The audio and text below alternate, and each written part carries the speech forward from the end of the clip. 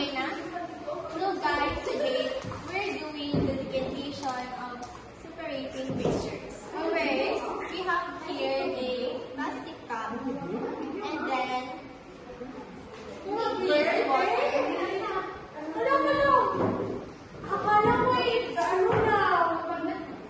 And then another one, we need to fill this cup.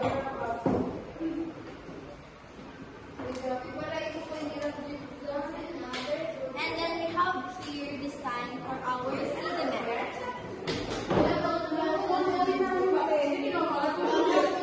Take a closer look.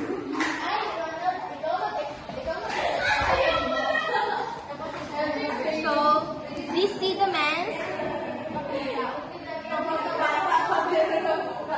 is slowly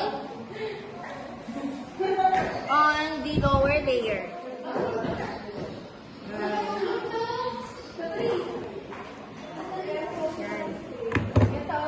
I think that's enough. We need more. And then we are done.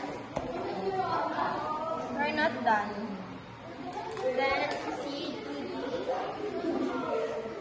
other sediment, which we will use the rice. This one. Okay.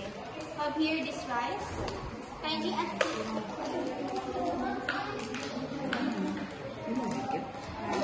Hold this. I untie this.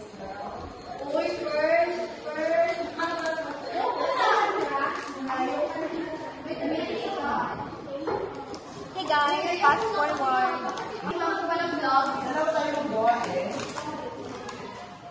And then, next sediment is the rice. Okay, for the... Wait lang. Meron tayo na.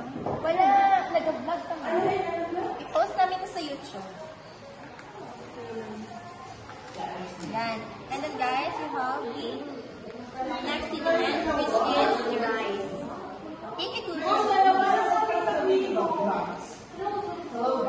so, the decant will float at the top.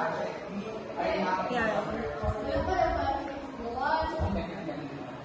We wait for the rice to settle down.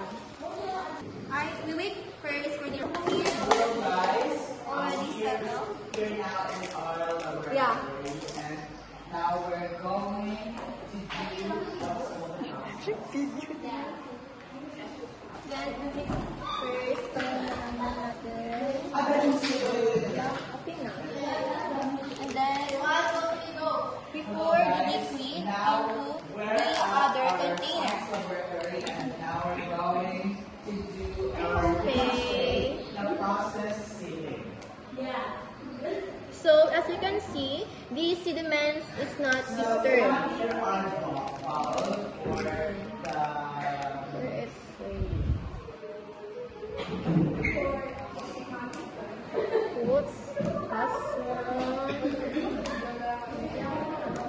Okay, then we're done. Next, we wait a little while for our rice to settle because I think there are grains left about.